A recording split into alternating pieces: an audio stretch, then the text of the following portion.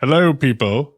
So that's a problem to be solved. I'm going to get some longer cables because I think this speaker is probably 10 feet away from me.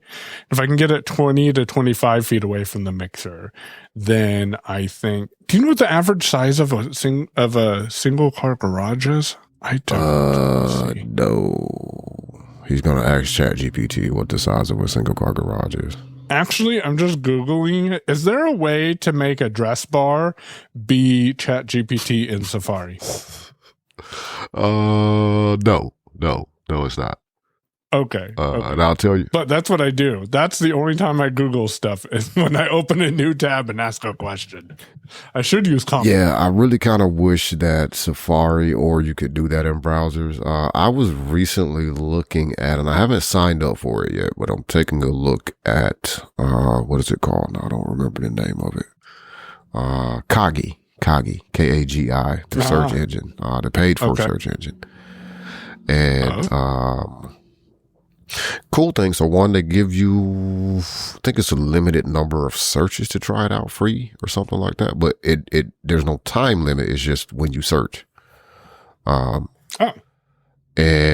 reasonable pricing, I guess, for search engine if you don't want ads and you're the customer, not the product. So I'm interested in it. I'm going to poke around at it. Unfortunately, one thing I discovered is, and I really didn't think about this until I was looking at Kagi, but Safari is about the only browser, or at least it's the only one that I use, that does not allow you to change your default from whatever their preset options are. So there are options you can switch to, but if it's not in that list of options, there's not a direct way to change that. Whereas with Firefox or a Chromium-based browser, you're able to go in and make a custom search engine if it's not in their list of options for you. You basically just put in the site's search string. So if it was DuckDuckGo, it would be duckduckgo.com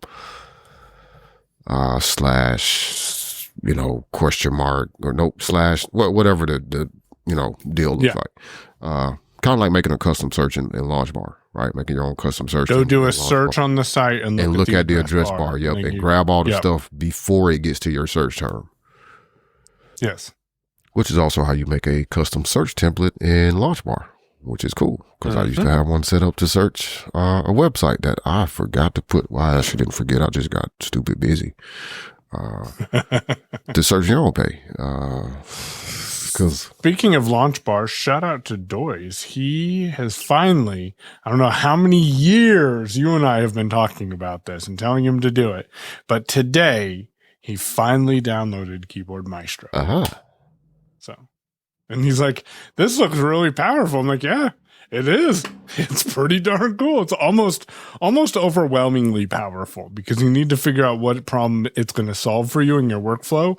But man, if you have a problem on the Mac that you need to automate or get done, chances are there's a way to at least get most of the way there with Keyboard Maestro. And ChatGPT can write Keyboard Maestro macros, or at least guide you through putting them together. That's cool. I have not tried that, but that is cool. Yeah, Keyboard Maestro is one of those apps where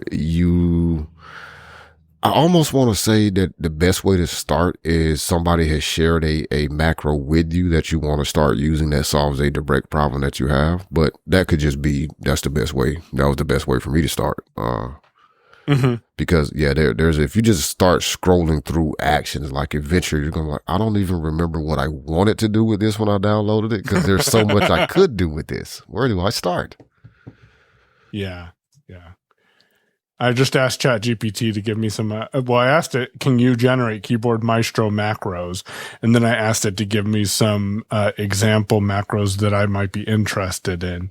And it came up with productivity / navigation. And it has an app launcher. I'm not really interested in that. A window management, not really interested in that. Could you erase your memory for ChatGPT again or something? I might be signed up. I'm not sure.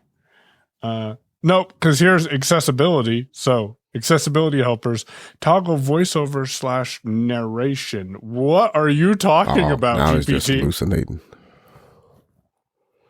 Speak selection. Or maybe it's just mentioning OCR screenshot. That's how VOCR used to run, isn't it? Yep.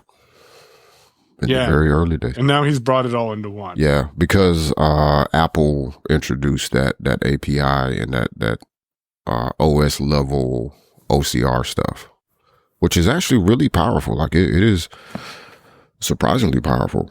I say that not to take a cheap shot at the Apple engineers, just that I'm surprised, that got approved and put into the OS, but it is really good now. But yeah, you used to have to do it you had to install Keyboard Maestro, and there was a macro you had to set up, and there was some other piece of software or something you had to pull in. It was tedious. Not so much anymore. I mean, the setup process can be classified as tedious, but there's not much. That's Mac OS's deal. That's with just about any app you install. Cool. I mean, you put Keyboard Maestro in, you're going to go through a lot of that. Launch bar. A tip for someone who's interested in Keyboard Maestro. One of the first things, and I forgot that I did this because I did it right after I installed it. And when I first got it, it drove me crazy. Go in and disable the app switching macro group, I think is what it's called. Because if you don't, pressing Command+Tab will not work the way that you expect it to. It actually pops up a window of all your running tabs that you can click on. Yeah. Eventually it will, but it won't. Yeah. It just adds. My advice is go in and there is a active, filter. There's an active macros filter. If you're just installing it for the first time, what I normally do if I haven't restored, like pulled in an old export or something, which I have never done, I don't think. I go into that filter so I can see everything that's active. I select everything in there and disable it. Because there's also a clipboard management tool in there that's active, and there's something else that's active. There's a lot of stuff that kind of gets in the way, especially if you're a voiceover user. But I would say disable it unless you like it or determine whether or not you like it. But yeah, you can disable those. They're kind of default built-in macros to get you going. That app palette thing is super annoying. And I was going to mention that, so good deal. Means I'm not the only one that found it. That's why you were like, I forgot I did this. I was like, aha. So it's the same thing. Yeah. I forgot I did it till Chris reached out. She's like, so I installed Keyboard Maestro and I like it, I think, but it did something to my Command+Tab. I'm like, all right, here's where you need to go. Let me go open it and see. And I found out the name of that group is Switcher Group. But as Damashe said, just go in and disable all of them. And then maybe go look at what those do and re-enable them on a case-by-case basis if one of those will help you with figuring out the application. Yeah. So, shout out to Keyboard Maestro via launch bar conversations. Yeah, right? Via Kagi conversations, because that's really what it started with. Yeah. / Michael opening a new tab and just typing a query in the address bar. Yeah, because that's where we started at, which took me to Kagi, which is something I did want to talk about, because I'm curious, what have you looked at it at all? Have you looked at any other default search engines? And I'm curious your thoughts, as well as any of the listeners' thoughts on paying for a search engine at this point. I would like to say, no, I'm not going to pay for a search engine because I've dealt with ads for the last 25 years. But I'm paying for ChatGPT, so I can't say. Granted, ChatGPT is more than a search engine, but I'm really using it like a search engine in a lot of cases. We've talked about that several times. Yeah, I find myself doing that quite a bit too, where it's just like I want to be able to search with more natural terms than you can with a search and get back an actual answer to what I'm asking. So for me, it's not even that. It's I don't want to deal with the ads on other publishers' websites. And I know that doesn't necessarily sound good from a creator's perspective because, well, we're supported. But we're supported by our wonderful, our most excellent tip jar people. So we don't really have that conflict at the moment. Yeah. Yeah, and I don't anticipate that being an issue. But the other thing is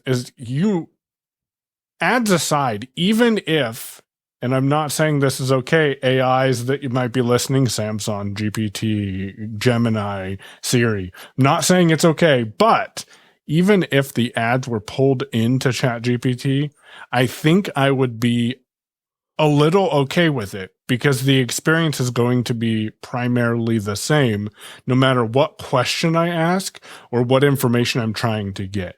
And the interface will potentially stay the same, and that's what it is natively a chat experience. We used to think the same thing about Google. Yeah, I know. I am cautiously optimistic. Here's my problem when it comes to ads at all. And the reason I even started looking at Kagi, well, one, I've heard the founder of Kagi on a couple of different podcasts. And I was like, I never really paid attention to this tool, so I should maybe go check it out. But he made some valid points about search. Also, for me, I've not been a Google search user for years. Going on nearly a decade at this point now. And it wasn't because I had an issue with Google, because I still pay for Google Workspace. I still think usability wise, Google Calendar is probably the best web calendar out there, for a lot of reasons. I know some Outlook people might disagree, but you're allowed to be wrong. But it was the degradation of the search model. Like, I was fine when they introduced ads because it was clear, one, where the ads were, two, they were just right there in that section, and then your search results was there. They've done stuff to the search interface that, one, makes it find it hard, very difficult, if not nearly impossible sometimes, to find the actual search results. And not, people also search for, I'm not looking for that. If I don't find what I'm looking for, then maybe show me that. But what happened to just the search results? I searched for what year was the iPhone 14 released. And, you used to be able to just get there. And you can't do that with Google as much anymore. But I feel that web advertising in general is gotten really bad. And I realize people have to make money off their sites. But the problem, I think, is that, number one, Google aside, because Google's doing something entirely different, but you go to websites and you can't read their content because it's overloaded with ads. I'm fine with an ad. It's okay if you have ads on your website. But number one, they shouldn't take over the page to where I can't even navigate to read your content, because that's what I'm actually here for. And two, you shouldn't have ads embedded every second paragraph in an article. I don't find that helpful. I don't find it useful, and I don't think it's helpful as a means of generating income. And the reason I say that is because, one, the ads aren't, you can't really target me because I'm all over the place, but it's not relevant to the site that I'm on. If I'm on let me try to pick a site that might actually, Macworld is a good example. I used to go to Macworld and read some of their stuff sometimes, or look up, because they would have a tutorial or walkthrough or explainer of this new feature or something. I would go, search, and they would be one of the results. Now I avoid clicking on a Macworld link at all. And it's because you got ads for weird stuff that don't make sense. Now, I'm on the Macworld website, which obviously means I must be either an Apple customer or interested in Apple products. And at least you can probably guess that I am somewhat interested in technology. So I feel like if you just showed ads that were relevant to technology, not even so much specifically Apple, you have a much better chance of me seeing something that catches my attention, as opposed to, I don't know, a link to some weird listicle that's like the 10 best ways to do blank. That's not going to get me to click on anything. Telling me about refinancing my home. That I don't own, first off, right? That's a problem. But even if I did own the home, or the home that I do own, I'm not going to click on a link on anybody's website that's telling me how to refinance my house. That's just never going to happen. From Macworld. Not anywhere. But there's nobody's ad that you're going to show me that's going to get me to click on this if I'm looking to refinance, then I'm looking to refinance, and that will be the basis of my internet search when I start. Right. But I'm never going to be on You're your not going to website. be like, oh, hey, look, there's an ad right here for me to refinance. Geez, maybe I should think about this link. So check this out. Yeah. No. Let me click the link and give them all my information and then think about it. Because, I haven't thought about it before. Yeah. Like, it just doesn't make any sense. Whereas if you were showing me earbuds, I don't know, the Bose clip-on or the Shox Dots. I've been playing with Android lately. Ah. I actually activated cell phone service on it today. Granted, it's a line that we're paying for anyways, and we'll be paying for another 6 months-ish. But I activated the Samsung, and I've been playing with that lately. You have that number on a SIM card, on a physical SIM? Not eSIM. Okay. I love eSIM. Me too. And then I hate eSIM at the same time. So, explain this to me, and I'll call them out because I got no problem with it. If they want to sue me, then that's fine. I went on my AT&T app today to activate the phone, and I was doing this from my iPhone. Okay. Mm-hmm. I understand that you don't want just anyone getting access to my account being able to activate a device. That makes perfect sense. I'm 100% behind that. Hey, look, there's the same one. They're sending you a message. I'm 100% Here's why we did that. Behind that. Yep. But why don't you let me send the MFA code to a different number on my account? Oh, wait, they're trying to send it to the number that you're trying to activate? Uh-huh. But it's not active on a device. Uh-huh. Or as I told the chat person that I chatted with today, in chat and customer, I was going to hold 15 minutes. I'm paying you guys however much I pay you, and I have to hold for 15 minutes. Come on, seriously. Anyways, I was told the chat person, I'm like, I found it, but I don't know where the phone is associated with that line. That's why I'm trying to activate a phone on that line. So I have a phone there. And he's like, oh, well, I can just send the text message to you. I'm like, you should update your website because that's kind of dumb. Yeah. That it only gives me one option. That is irritating. And Mallory looked, it wasn't an accessibility thing. Have you encountered this where something doesn't work the way you think it should, and then you think maybe it's an accessibility issue, and then someone else takes a look and they're like, nope, it doesn't work the way it should, and then you're a little bit more relieved that it wasn't an accessibility issue? But it is kind of an accessibility issue from a cognitive / usability. Yeah, it's a usability issue at that point, right? Because you're not making something. The user interface is not behaving as a reasonable person would expect it to behave. Which is, if I'm trying to take action on my account, like, I feel like, first off, when I'm trying to, like in your situation, you're trying to activate a number on a new device. There are several reasons you might not have that device to hand as the number. It could be that, hey, it was stolen, or it was lost, or you dropped it in the lake. Like, who knows, right? But why would the default be to only send the code to that number? Like, I get if this is the only number you have on your account, but I'm assuming yours or Mallory's phone is probably the primary device on that account. Mm-hmm. And the both of you are probably authorized users on that account. Yep. So why not give me an option? I can see giving that option because what they're trying to do is prevent the SIM swapping thing from happening, right? I get that. But if I'm an authorized user or the account owner, I should have an option to have that message sent to me for verification. It should just be a link that says, hey, Even don't have this device.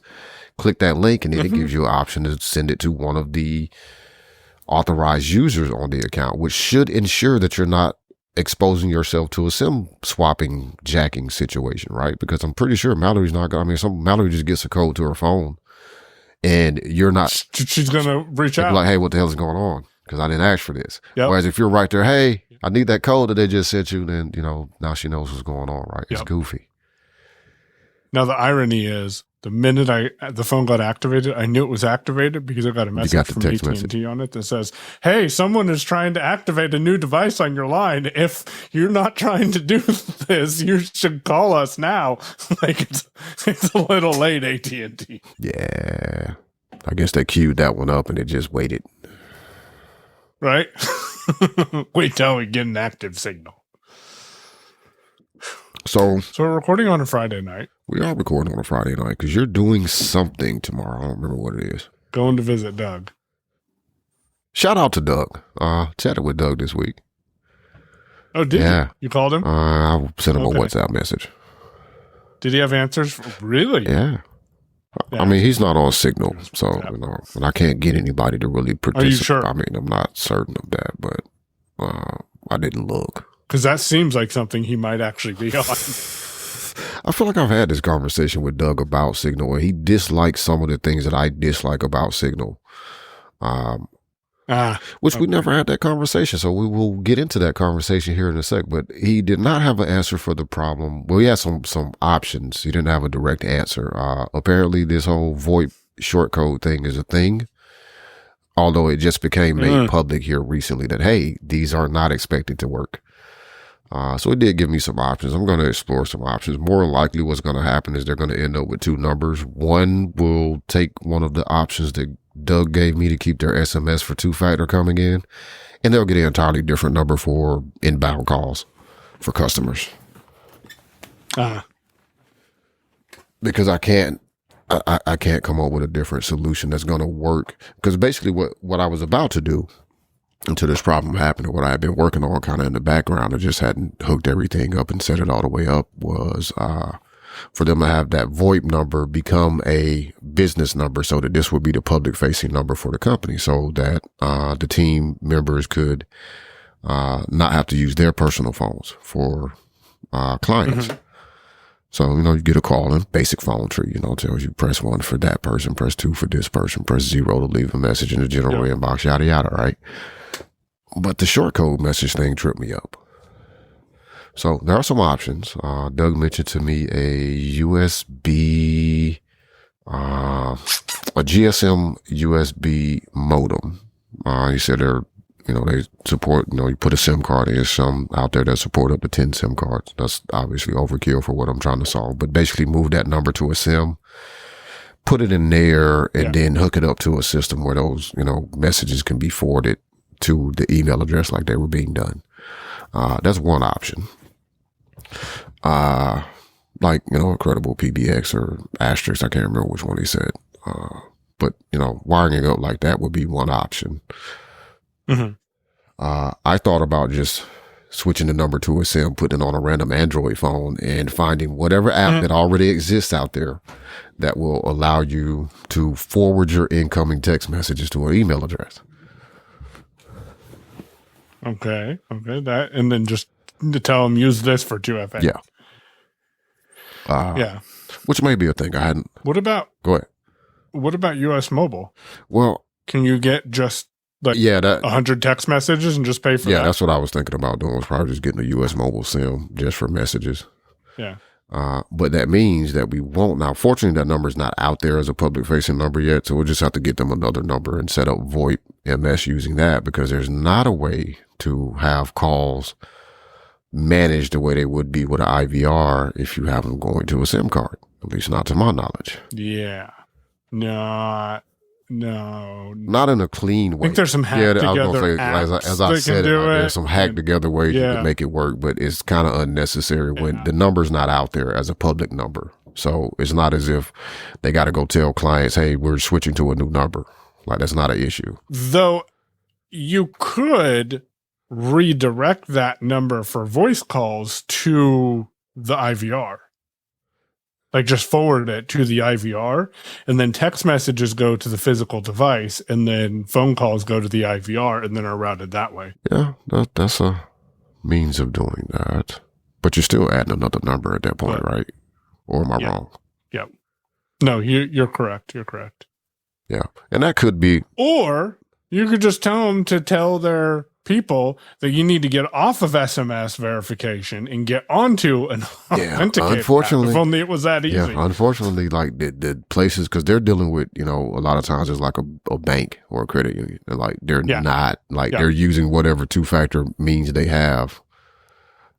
Which oftentimes, and then you got Capital One, and they're like, tap your card against your phone. I'm like, that's cool. That is cool, unless you ain't got your card. And you're like, can you send me a text message, please? There is that aspect too. But yeah, that's the major problem. Is like they're using the 2FA for the accounts that they have access to. which is good. But the only option they have for 2FA is, in some cases, is SMS. In the cases where they're able to switch to like a TOTP app or something like that, they're putting them in 1Password, which is good because, I mean, everybody on the team that needs to have access can get the 6-digit code, but it's a more secure means and it's not relying on something that's slightly broken. Yeah. But at least we know AT&T wouldn't let you SIM jack them, so there's that aspect. I mean, unless you already have the phone in your hand, because then you could.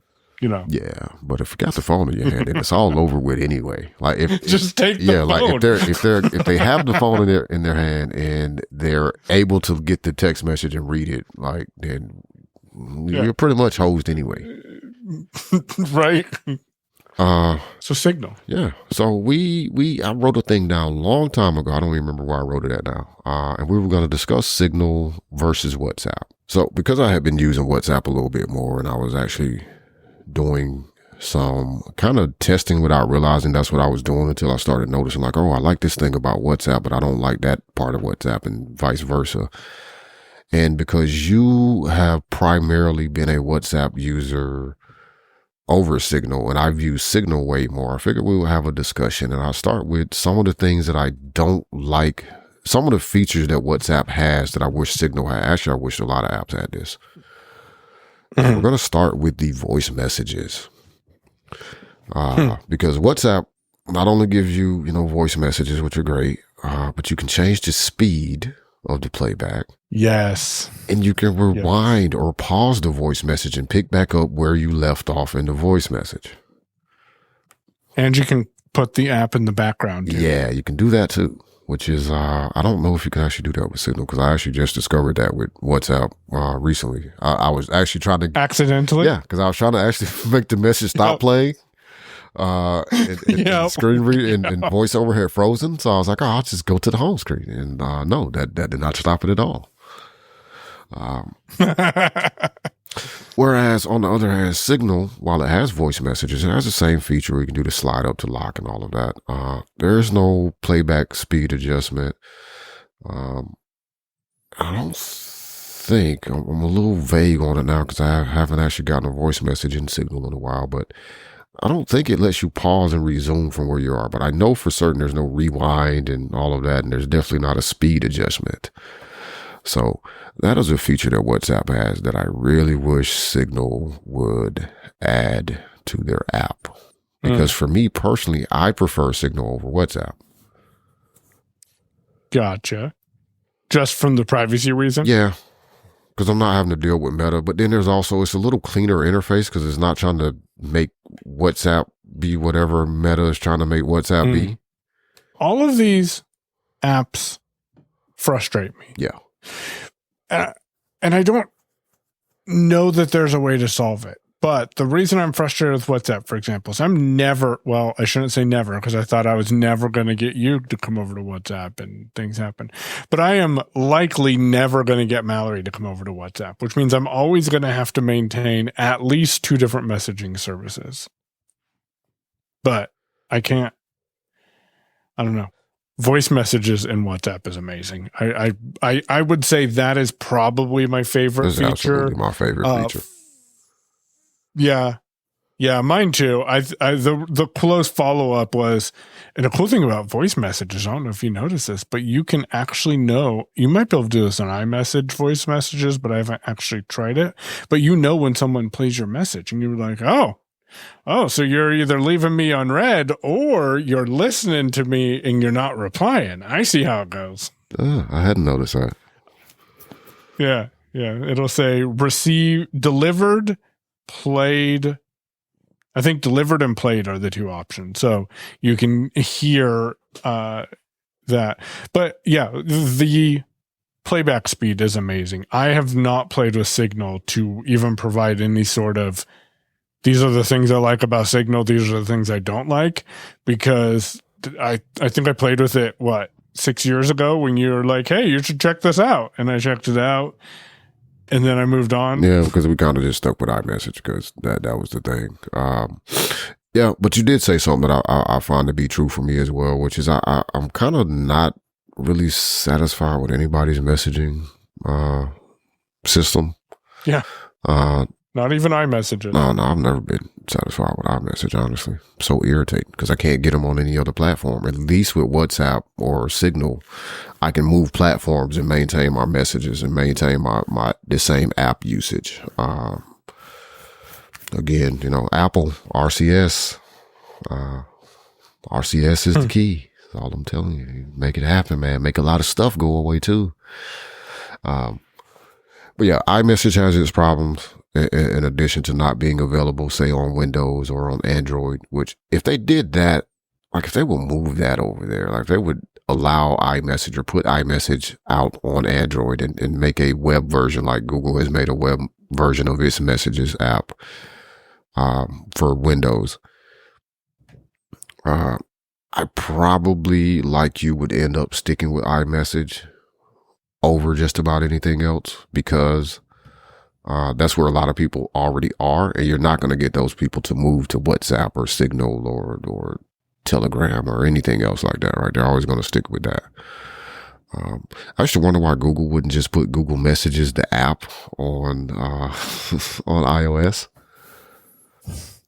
which they should, but they haven't. But I find it tedious to have to go between messaging platforms. It's irritating. Oftentimes I miss stuff in WhatsApp. Seriously. I still have not found, we discussed this some episodes back, but if Tia tries to text my personal number, it still goes to iMessage on my phone. It does not come to the Pixel or to RCS messages at all. I still don't know why that is. But WhatsApp's just too cluttered for me. Like that's another thing. It's like there's all this extra stuff, and I don't know if it's because they've got a plan for it, or if it's like, oh, we added this feature or we have this feature, we should throw it into WhatsApp. It's like, no, just leave it alone. Mm-hmm. The one thing they did do good with WhatsApp, and it's the reason I finally started using it, and it wasn't a complete holdout forever, is they did switch over to using the Signal protocol for their message encryption.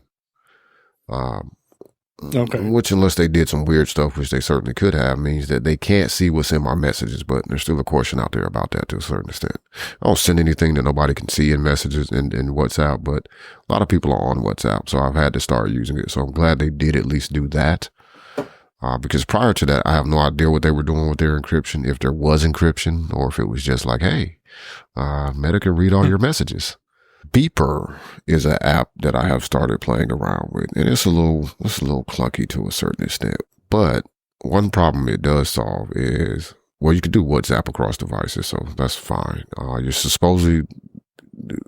You can bring WhatsApp into Beeper as well. Beeper will let you also add Google Messages. You do have to start by setting that up on the on the Android phone that you have messages on, but it will let you set that up. And then if you sign into, say, an iPhone with your Beeper account, you will be able to receive and send messages from that device that will also show up in your Android phone, which has been handy. There's a lot of times I answer Google messages that have gone to the Pixel from the iPhone and Beeper. Now, obviously, because Apple's Apple, can't go the other way with that. Would make life a little easier, but you can't. Supposedly you can bring Signal messages into Beeper as well. I have not tried that, just because it's a little more tedious to set up. WhatsApp was pretty straightforward. They kind of make that work the same way that you would connect another device to your WhatsApp account. So that was pretty smooth and simple to do. I don't really use it, but it's there. They have some more messaging services you can also bring in. I think direct messages from LinkedIn, Slack. Oh. Yeah, I'm not on LinkedIn enough for it to even matter, though. Yeah, I'm not either, but maybe I would be and now I want that LinkedIn service.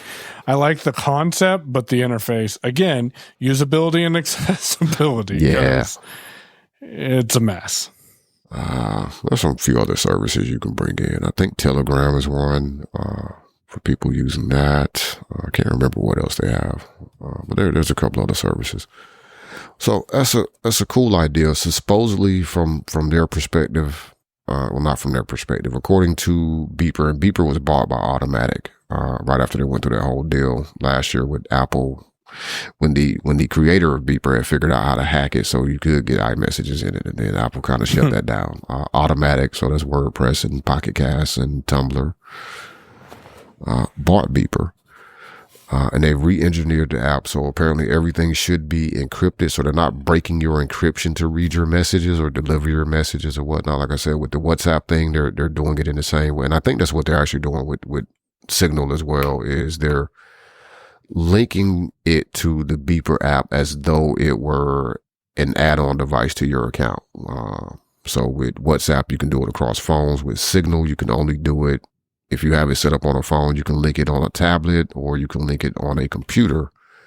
It does not support you trying to link it to two different phones, which is another feature that WhatsApp has that I wish Signal had. Do you make a lot of calls on either Signal or WhatsApp? Because the only person I have called is Doug. And no, Steven. I call Steven on WhatsApp regularly too. Not regularly, but enough to make a difference. And I'm just shocked with how well it works. You called me from WhatsApp. I called you from WhatsApp a couple of times. It. And you've not necessarily known that I was calling you from WhatsApp a few times. Yeah, because there was one time I answered it, and then you made an offhand comment. I'm like, wait, you're calling me from WhatsApp? Because the quality was, it was good. It was a phone call. Yeah, that's basically what it was. Or a VoIP call, actually, because it's probably better than going across some of the cell networks at times. True. So more like a FaceTime than a telephone call. I have over the years made calls from both. They're both pretty solid when it comes to phone calls. They both kind of integrate on iOS. I haven't done it recently enough to see how they show up on Android, but on iOS, like they use CallKit and all of that. So they show up. Signal and WhatsApp both, I think, give you I know Signal does, and I'm pretty sure WhatsApp gives you the ability to like hide whoever the incoming call, so it doesn't, show like Michael is calling. It just says like a Signal call is coming in, which means you also don't know who's calling you, but there's that. But yeah, the phone call quality on both of those, I think, is fairly good.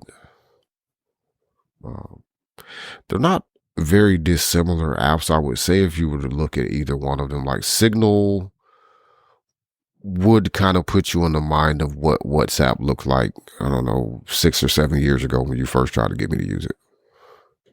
Where it's just a messaging app, like, it didn't have all this extra stuff, community tabs and all of that crap at the bottom.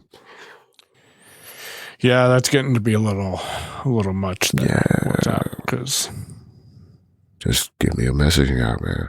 But I do find that a lot of people overseas are big WhatsApp users. So switching to that's one of the reasons I've kind of more settled on that, because I'm not going to win the fight to get people to move to Signal. But I can join people on WhatsApp and have conversations over there with people that ordinarily I wouldn't be able to talk to, because either they don't use iMessage at all because they were using WhatsApp, or they use WhatsApp natively in their country anyway, and they'll have to worry about it for persons on Android or iOS, or they're just not on iOS, so there's no iMessage anyway. Or at this point, I'm not on iOS, so there's no iMessage anyway. But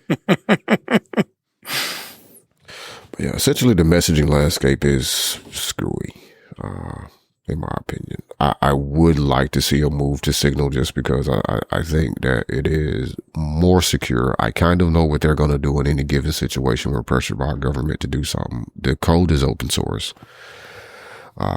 So in theory, should, some country decide to outlaw message encryption, we could go compile Signal from source and side load that onto your device or something. Whereas I'm thinking how that choice with WhatsApp. And frankly, it would just be a cleaner interface for me to look at. Cause all these tabs with the community and, the news briefs or whatever that one tab is on the far left corner. It's like, why are there stock notifications in my WhatsApp? Yeah. Let us know what you use.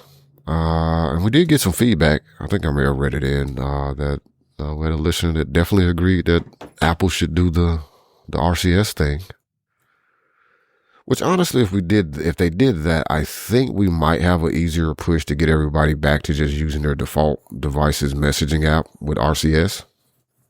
But Apple's not going to do it. Yeah, and lift that arbitrary limitation of, I think it's 32 people in a group. I mean, personally, people are using groups for business, like instead of using something like Slack or Teams or Zoom group chats, and you can only have a max of 32 people in an iMessage group, which I don't understand. My only problem with doing that for business, though, is like at some point, it kind of gets out of hand. As much as I don't like Slack now, I used to like Slack. Slack used to be nice. They just, people don't know when to leave well enough alone is what the problem is. Like we didn't need huddles, whatever a huddle is, and all of that stuff in Slack. And I don't need your AI. So stop trying to tell me to upgrade to get your AI. But the nice thing about Slack, at least, and other services similar to it, is that you can segregate conversations. So we're not having a conversation, or if we are, even if you're in the same channel, you're able to thread those messages. So we're talking about, a product delivery here and how to deal with a customer issue there. Those can be separate threads. And if necessary, we could, expand that out to having more channels to be used, if needed. Whereas a messaging conversation of any sort, whether it's WhatsApp, text message, RCS, iMessage, whatever, like it's just one long chain of messages. So how do I find the tracking number, for example, that Mike pasted in 2 days ago that I forgot about and I need to put in this order or sent to this customer, right? When there's been continuing conversations going on beyond that, because none of these, that's one problem I think with all of the messaging apps that I've used is none of them are great when you're trying. The search sucks, and it is horrible trying to go backwards because something is there and it's kind of recent. But I was just reminded how bad iMessage search is today because I was like, what was that link to that podcast that Mike sent me where the guy was talking about this thermometer? I did listen to it, but it's not in my podcast history anymore. And I was looking for this. So I searched for thermometer. I did not find anything related to such a thing. I searched for barbecue. The search sucks. But given the way App Store search works, I should not be surprised. Nobody should be surprised at this point. I had some issues with a Word or an RTF document that I uploaded to the media library in WordPress. So I fixed those issues. And then I went to the media library thinking I could just upload a replacement. And it looks like it is not that easy. Now, ChatGPT suggested there's a plugin that says upload replacement or something like that was the name of it. And I think I'm going to use that for right now. And it looks pretty simple, nice to use, but I didn't know what process you use when you need to make changes like that. Okay, so run me through the change you're trying to make one more time. I had to change the formatting in one of the uploaded RTF documents that I did. So, or that I uploaded. So you I made needed those to changes, upload, save the RTF and then file, upload it and again. I don't want to go replace all the links. So you wanted to keep the same name and all of that. Yep. So for a one-off thing like that, what I would typically do, honestly, is connect to the site with like Transmit or something using an FTP client and just upload the file with the same name and just tell it to overwrite this file. That's good to know. Yeah. If you're just doing that once. Yeah. Yeah. Because I didn't think about doing FTP. Yeah, that's. I fixed it with this plugin though, and I'm going to go disable the plugin so I don't have to remember, did I update that random plugin I installed? So I'll go uninstall it here shortly when I'm done with this, but it worked. Yeah, there are plugins for it, but I've never had to use one because generally when I'm needing to do something like that, it's like a one-off deal. But replacing the file, as long as it has the same file name, should not alter the permalinks in the database. Nope. Okay, that's good to know. If For some reason, I was thinking it would. If there is a caveat, which I think you do the same thing I do when you set up a WordPress site or take over a WordPress site, because frankly, I'm not dealing with the nonsense. If your perma links are set to be, whatever that's, yeah, like that. So that means the file name would be, mysite.com/wp content, wp-content/upload/ instructions.rtf. Yeah, if you just replace that file with instructions.rtf and overwrite the one that was already there, it won't break anything. So I'm having GPT make a quick code snippet that will give me the option to either overwrite or rename a file when uploading a similarly named file to the media library. Oh, that's clever. Let's see what it gives me. Have you played with the GitHub agents in GitHub yet? I have not played with GitHub agents as of yet. They look interesting. So you haven't done anything with them yet? I played with one, and then I think my prompt wasn't clear enough because it didn't give me exactly what I was looking for. So eventually I'm going to play with them again. But here's the cool thing. If you have your project in GitHub and then you download the GitHub app, you can chat with GitHub agents and assign them to tasks in the project and get push notifications about the completion of those tasks and then review them from your phone. That right there is like, Yeah. So when I get that random idea at 2:00 in the morning, I can use BSI, pull my phone out, put my agent to work, and then when I wake up, my code will be done. That is a good idea. And having the GitHub app on your phone is, that's a reason to have the app on your phone. Because oftentimes I'll look at it in test flight, like, why do I even have this on my phone? I don't even open it. I don't know what I'm doing with it. But that's a good idea.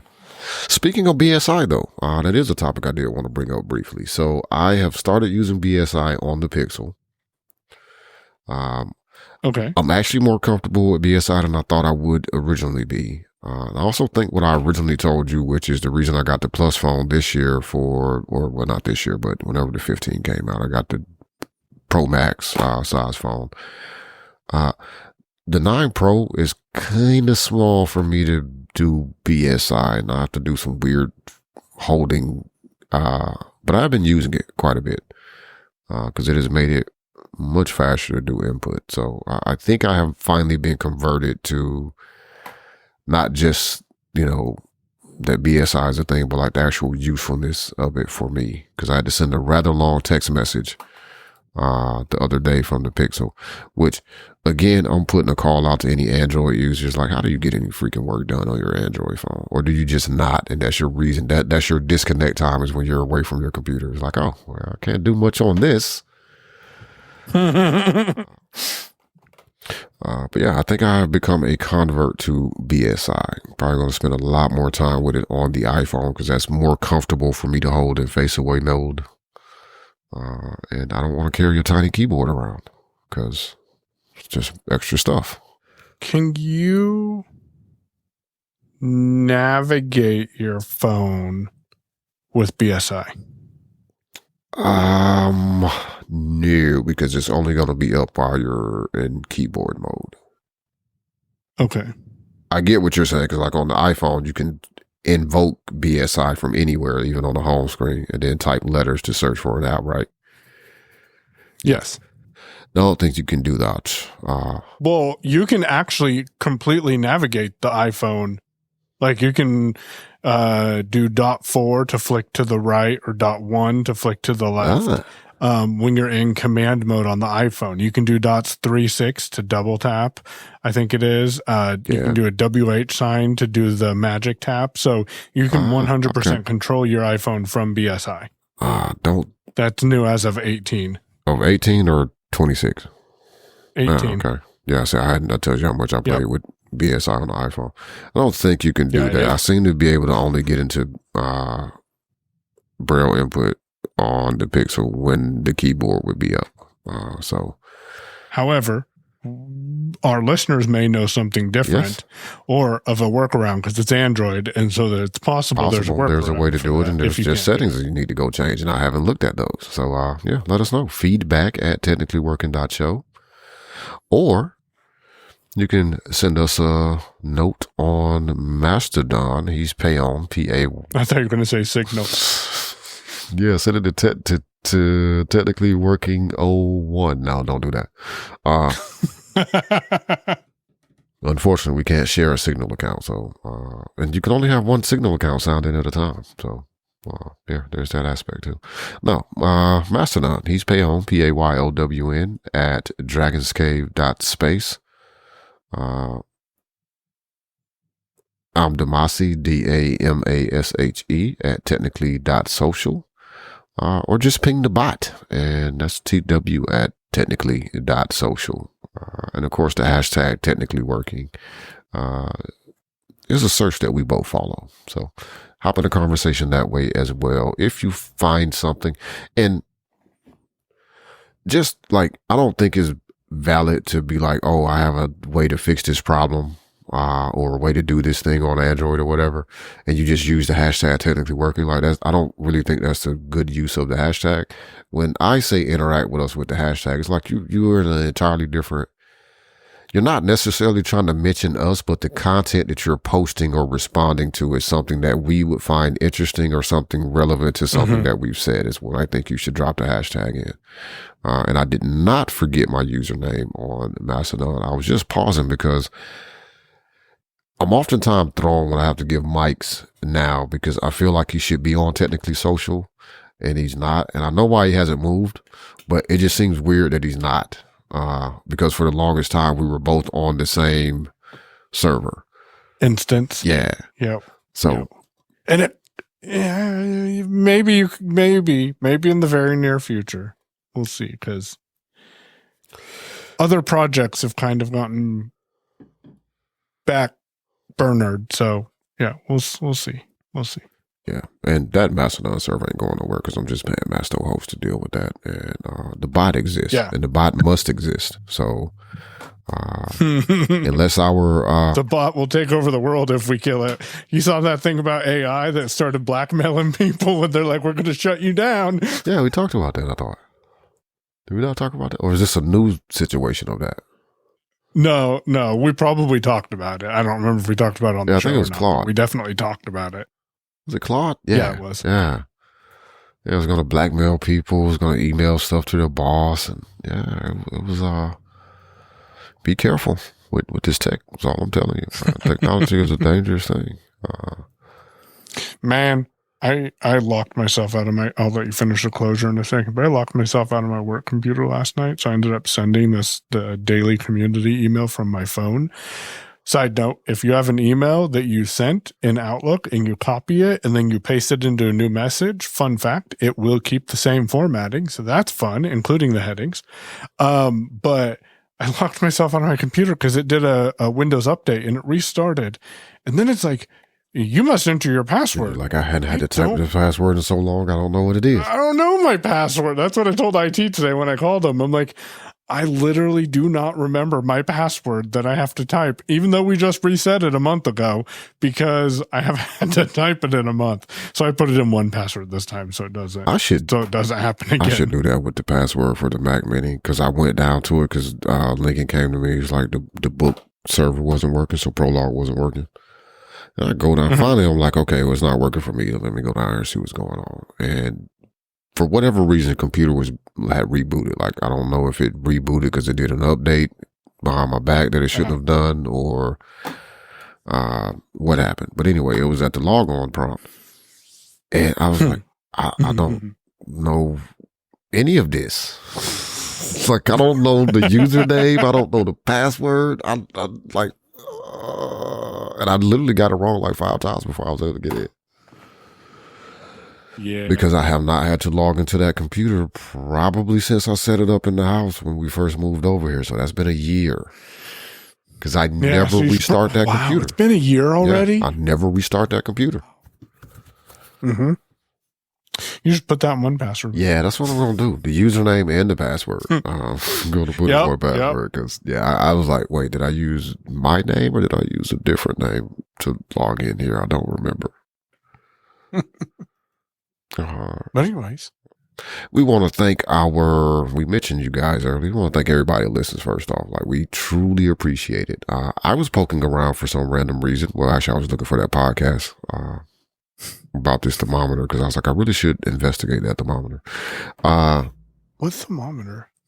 There was some blind guy who has a podcast. I can't remember if it's Blind Grilling or whatever it was, but he talked about an InstaRead